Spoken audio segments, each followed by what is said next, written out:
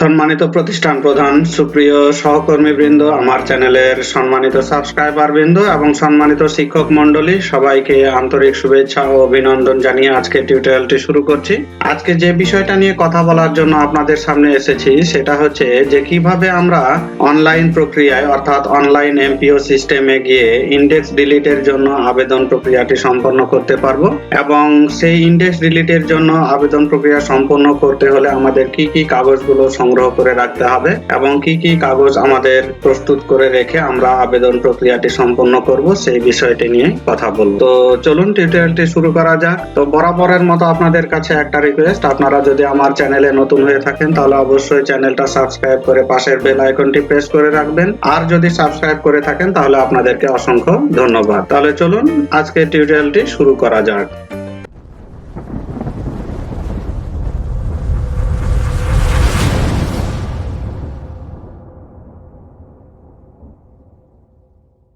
তো ছোট একটা ইন্ট্রোর পরে আবারও স্ক্রিনে আসলাম। আমাদের আজকের টিউটোরিয়ালের বিষয়টি হচ্ছে যে কিভাবে আমরা ইন্ডেক্স ডিলিটের জন্য আবেদন প্রক্রিয়াটি সম্পন্ন করতে পারবো এবং আবেদন প্রক্রিয়া সম্পন্ন করার জন্য আমাদেরকে কি কি ডকুমেন্ট সংগ্রহ করে রাখতে হবে সেই বিষয়টি নিয়ে কথা বলবো। তো সেই কাজটি করার জন্য প্রথমে আমরা একটি ব্রাউজার ওপেন করব।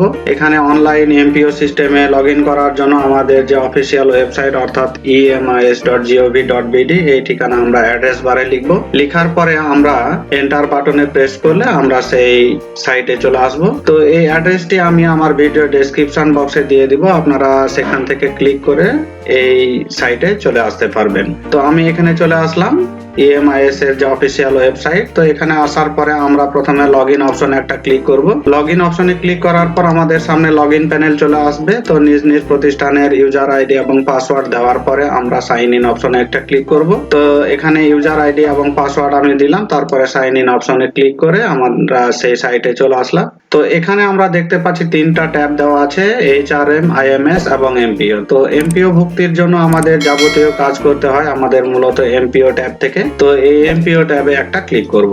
MPO ট্যাবে ক্লিক করার পর আমাদের সামনে আরো অনেকগুলো ট্যাব চলে আসবে, অর্থাৎ new MPO, transfer, promotion, correction, upper grade, B Ed scale, arrear, index delete. তো কিভাবে আমরা promotion, upper grade, B Ed scale এবং এরিয়ার এর জন্য আবেদন করতে হবে এবং আবেদন প্রক্রিয়াটি সম্পন্ন করার জন্য কি কি ডকুমেন্টস আমাদেরকে সংগ্রহ করে রাখতে হবে সেই সম্পর্কিত আমি টিউটোরিয়াল ভিডিও করে রেখেছি।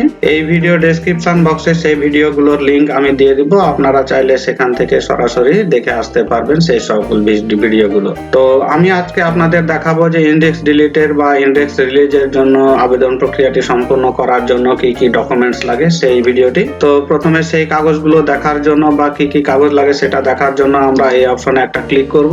ক্লিক করলে আমাদের সামনে একটা ফর্ম চলে আসবে। তো এখানে আমরা দেখতে পাচ্ছি যে প্রথম ধাপ, দ্বিতীয় ধাপ, তৃতীয়, চতুর্থ, পঞ্চম এবং ষষ্ঠ ধাপ।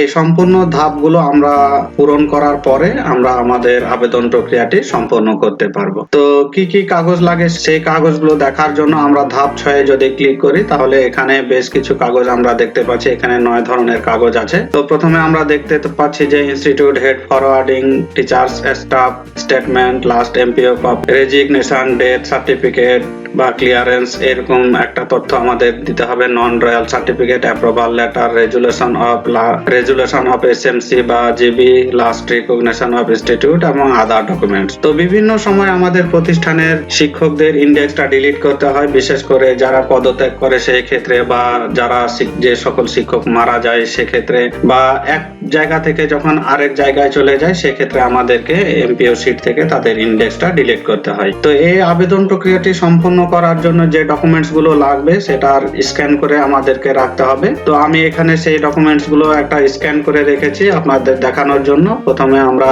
যদি দেখতে চাই ইনস্টিটিউট হেড ফরওয়ার্ডিং, তো এখানে ইনস্টিটিউট হেড ফরওয়ার্ডিং এর প্রতিষ্ঠান প্রধানের যে অগ্রায়ন পত্র সেটা আমরা স্ক্যান করে রাখবো। স্ক্যান করে রাখার পরে আমরা সেই তথ্যগুলো একটা ফাইলে সাবমিট করে রাখবো।